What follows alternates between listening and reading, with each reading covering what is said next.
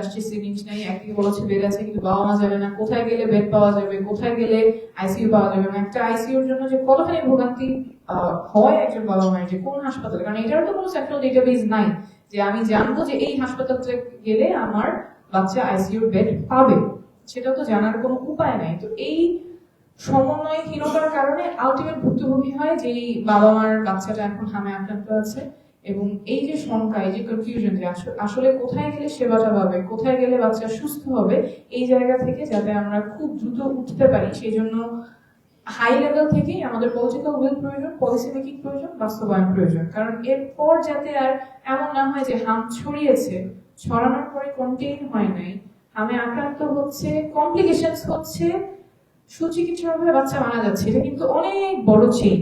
এই চেইনের অনেকগুলো জায়গায় ইন্টারভেনশনের সুযোগ ছিল, অনেকগুলো জায়গায় এই চেইনটা ব্রেক করার সুযোগ ছিল। তারপরে আমাদের টনক নড়ছে এবং তারপরে আমরা কিছু সাপ্লিমেন্টারি ইমিউনাইজেশন অ্যাক্টিভিটি, কিছু কার্যক্রমের কথা বলছি। তার অনেক আগেই যাতে আমরা সতর্ক হতে পারি, এবং যেই কন্টেইনমেন্ট পলিসি সারা বিশ্ব জুড়েই আছে। মিজলস আউটব্রেক যে শুধুমাত্র বাংলাদেশে হয় এমন না, বিশ্বের অনেক দেশে এখনো বর্তমানে মিজলস আউটব্রেক চলছে, কিন্তু পাবলিক হেলথ ইনফ্রাস্ট্রাকচার যদি স্ট্রং থাকে তখন সেটা খুব দ্রুত কন্টেইন করে ফেলা যায় এবং শিশুদের মৃত্যুর মুখোমুখি হতে হয় না। তো আমরা যাতে খুব সতর্কতার সাথে, শুধুমাত্র মিজলসের জন্য না, অন্যান্য যে অসুস্থতাগুলো আছে যেগুলো পাবলিক হেলথ ইনফ্রাস্ট্রাকচার দুর্বল থাকে, এবং এই যে ব্যবস্থা যেখানে সমন্বয় নাই, কোথায় ঠিক আছে আরেকটা কোয়েশ্চেন আছে। আচ্ছা, আমি একদম শেষ করে ফেলছি। কোথায় আমাদের ঘাটতি আছে সেটা যাতে আমরা খুব দ্রুত ধরে ফেলতে পারি এবং সেই অনুযায়ী যাতে পদক্ষেপ নিতে পারি, এইটা আমাদের মনে হয় সবচেয়ে বড় শিক্ষা হচ্ছে মিজলস।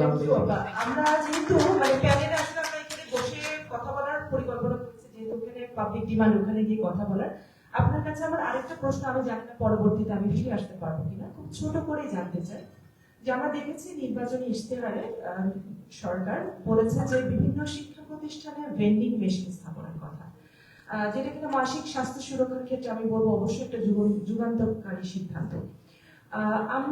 আমরা যারা এখানে এক্ষেত্রে কাজ করি, আমরা দেখেছি যে মাসিক স্বাস্থ্য ব্যবস্থাপনা এবং এর সাথে সাথে আসলে প্রজনন স্বাস্থ্য সুরক্ষার বিষয়ে প্রয়োজনীয় জ্ঞান কিন্তু খুবই গুরুত্বপূর্ণ। কিন্তু বিভিন্ন সময় আমরা যখন এই উদ্যোগগুলো নিয়েছি, দেখেছি আমরা নানা ধরনের প্রতিবন্ধকতার মুখোমুখি হয়েছে, এমনকি পাঠ্যক্রমে বিষয়টা অন্তর্ভুক্ত করা হয়েছিল এবং পরবর্তীতে সেটা থেকেও আসলে একটা অস্পষ্ট অবস্থান নিয়েছে কিংবা আমরা সামনে এগোতে পারিনি। তো আপনার যে রাজনীতির পরিচয়ের বাইরে তার একটা পরিচয় আছে, আমরা সবাই জানি আপনি চিকিৎসক, সেই জায়গা থেকে আপনার কাছে মনে হয় যে এটা নিয়ে আসলে আমরা কিভাবে আগাতে পারি এবং সরকারকে সঙ্গে নিয়ে যদি আমরা আগাতে চাই, আসলে আমরা একসঙ্গে কিভাবে কাজ করতে পারি? Thank you. আমি আর বেশি সময় নিব না, আমি জানি বিজনেস নিয়ে অনেক সময় নিয়ে ফেলেছি, বাট আমার মনে হয় এগেন এটাও আমার পাবলিক হেলথ ইনফ্রাস্ট্রাকচারেরই অংশ।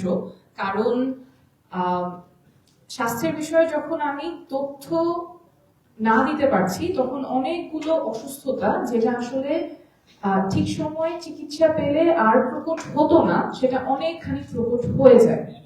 মাসিকের কথা যেটা বললেন, কিশোরীরা অনেক স্বাস্থ্য সমস্যার সম্মুখীন হয় কিন্তু জানে না যে এটা স্বাস্থ্য সমস্যা, এটা স্বাভাবিক না।